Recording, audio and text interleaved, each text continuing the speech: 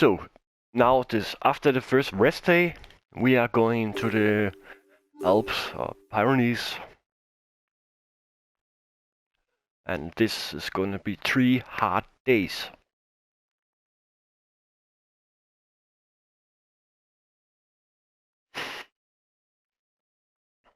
Terrain doesn't look that hard. It isn't that hard, but it's still a chance to make some difference. Hi guys, let's start the briefing for this stage. The profile is special, with one major difficulty that should decide between the climbers. The scenario looks to be simple, and everything should be settled on the final climb. You will have to be there on the final climb if we are to do well. I'm not too worried. I think we're able to win the stage, outdistancing the other favorites. Have a good day, guys. Come on, we're aiming for victory! And now we have a strategic way to do this. We cannot attack on all 3 stages, but this stage is probably the best stage to at least not lose time. Here we have to attack, or here.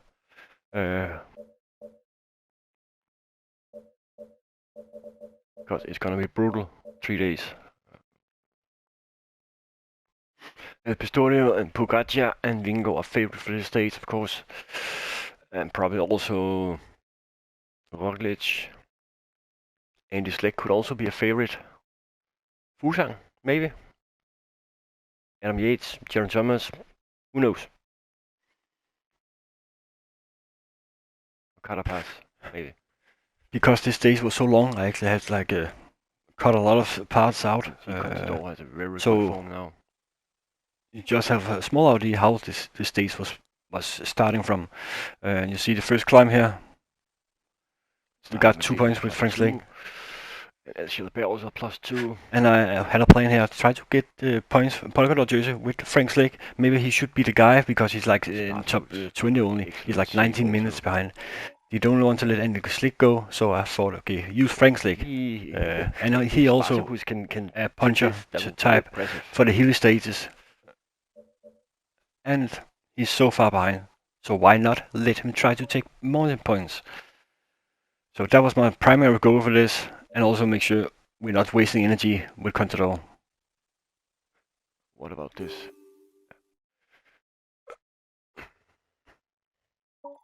See, we just changed his role. Take the lead of the general classification.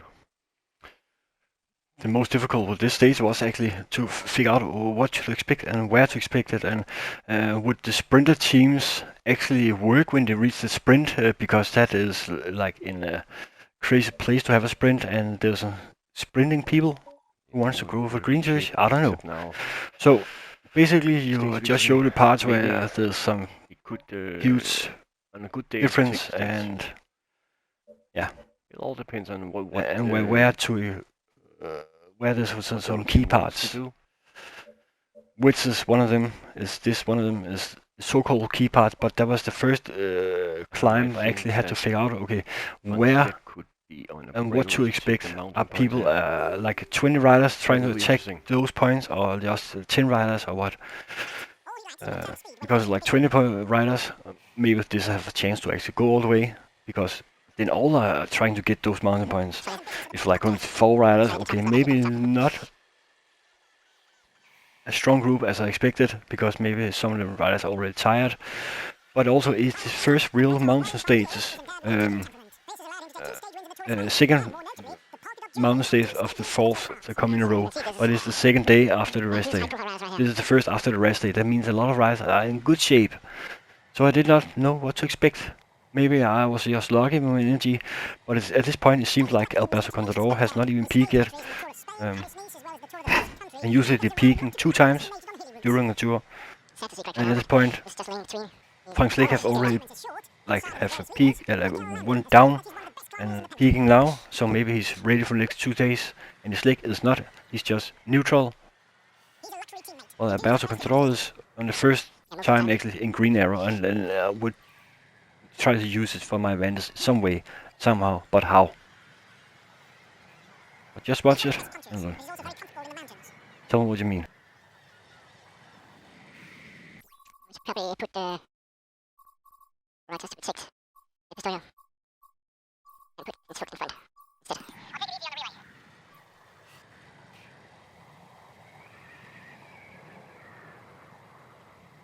Great view.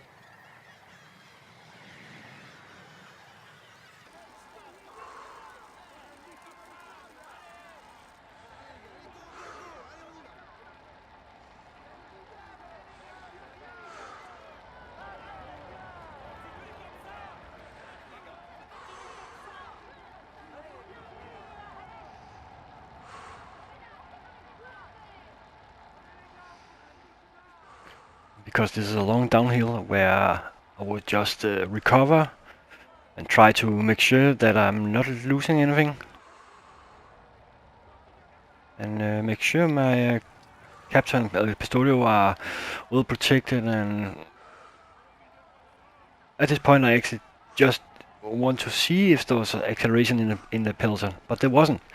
And after this I actually thought this will go all the way, because there's too many strong guys in this breakaway, and there's no one that's close for the GC in general, or at least for top 10, except Franck Shleck is actually the guys that's closest on top 10, because he's 90 minutes behind.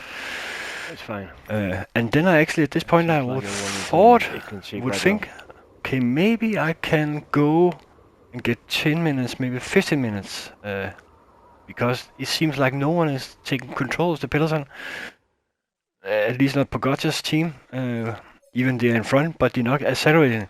But I've also put Jens Vogt in front with Jalabert, so they actually control the peloton at this point. With O'Grady also. And even, see, not even this, I make them getting further. Which was on purpose, of course. And now at this point I was thinking, okay, now we have 60 kilometers left, 8.30 minutes to finish. This is not possible to lose. There will be at least 5 or 7 guys from this pillar, this breakaway, that will go all the way. And I was almost sure that there was coming some attack on the next uphill just for the mountain points, and someone would be dropped off. But as you see right now, that's not gonna happen. And that also makes me be more positive that maybe the whole breakaway is going to the finish. And it will be like 2 complete races. There will be one for the favorites and one for the stage win. And I was also sure that, okay, if it's a stage win, at this point, Franck Shleck has a good form, because he has +2 also in everything, because his green arrow up. But I also have the idea, what should I do? Should I focus on this, and when they go into the last climb, the favorite group was too close, and that's why I was just try to continue, watch the time gap. It was getting better, it was getting better for me, because when I reach the last climb, I cannot focus on both. So, but now I'm gonna cut down to the last climb, so you can see how, I would say, excellent ride. Both from the peloton and from the favorite group. He's the highest placed of the climbers in the breakaway.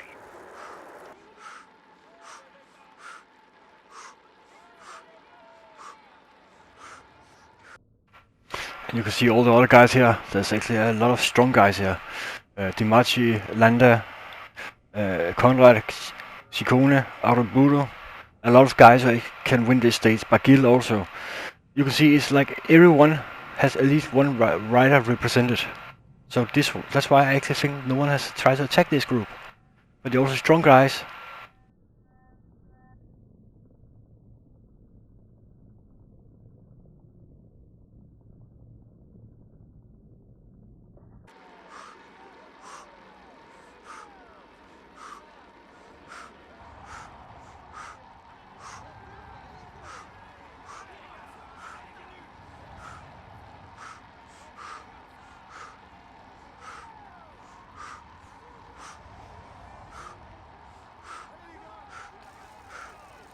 I don't know if it's a bluff, but the breakaway looks to be increasing the pace at the front of the race.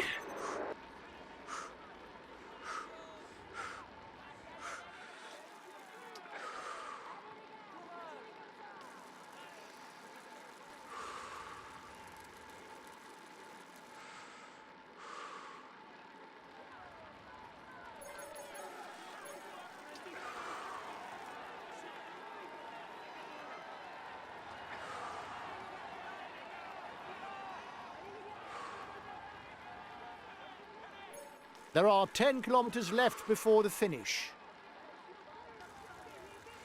Yeah, but what 10 kilometers?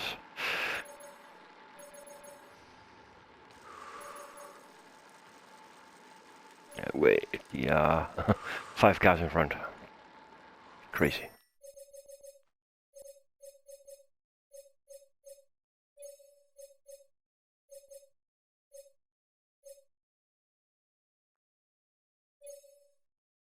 Okay, we'll consume a feed.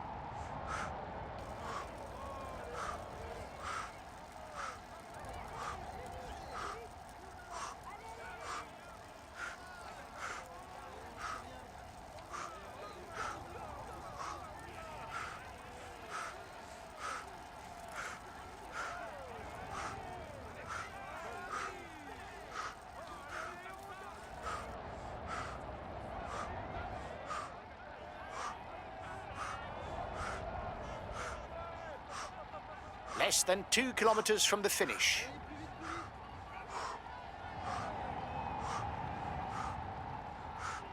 Come on, Frankie.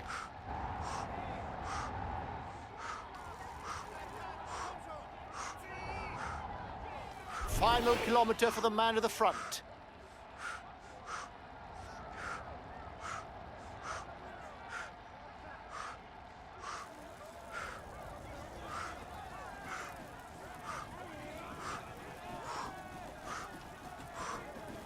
Go on! This one is yours! You're going to do it! Go!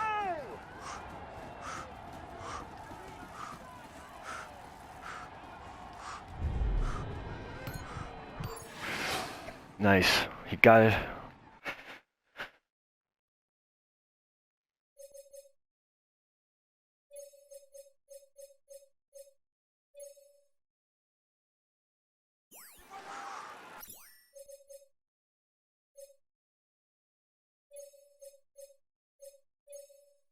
Okay, I'll follow on the attack. I'll relay.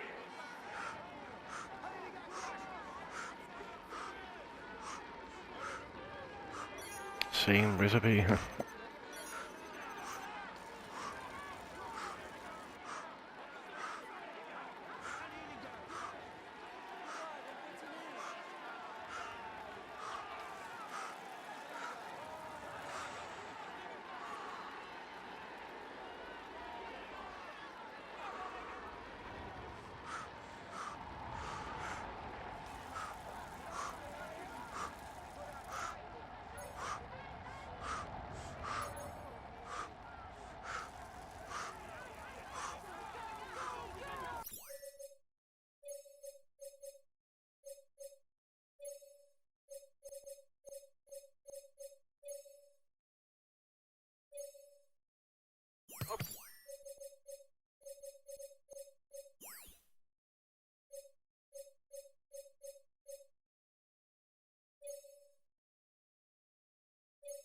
Okay, we'll consume a feed.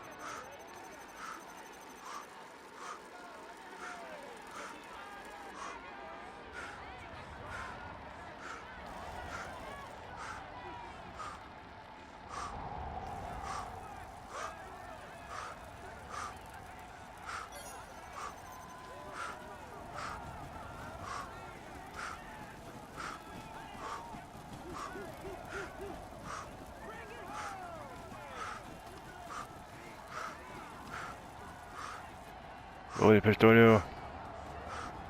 Take 5. Yes. Just took 5 seconds there. That was nice. That was so nice.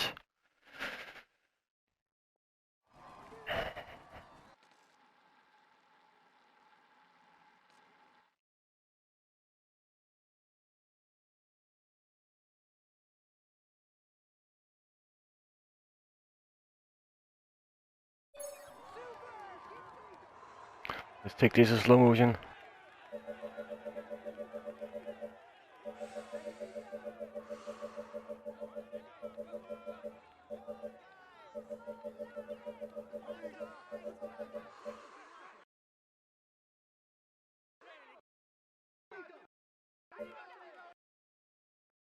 Franck's leg attack. That was excellent drawing.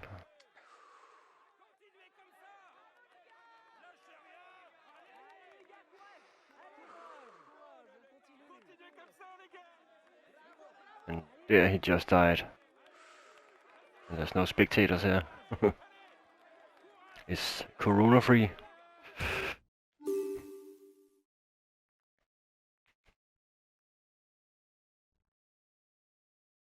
He succeeded in avoiding all the pitfalls to win today. Here is the winner of the Morzine Les Portes du Soleil Megeve stage.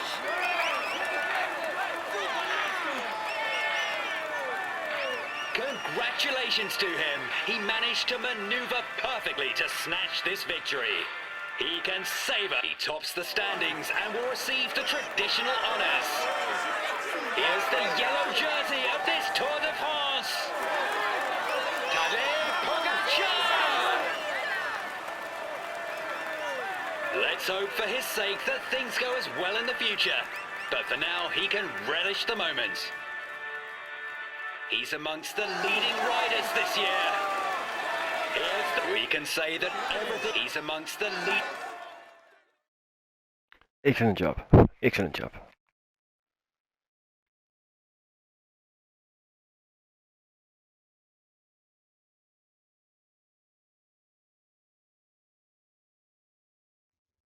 Well done, lads. Congratulations to you. We were the pre-race favourites, and you lived up to the role with brio. Well done for this win.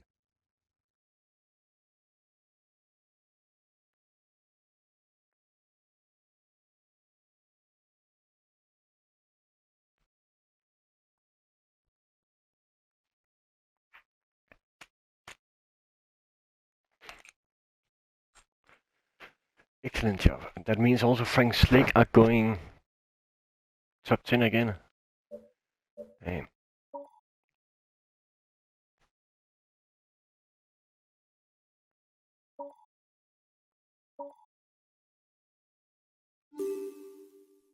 Yes, he did. Top 10. That was excellent. Pogacar had a bad day again. So, and Spartacus are keeping up with the conditions. We just used this last sprint, where I actually blew it up completely.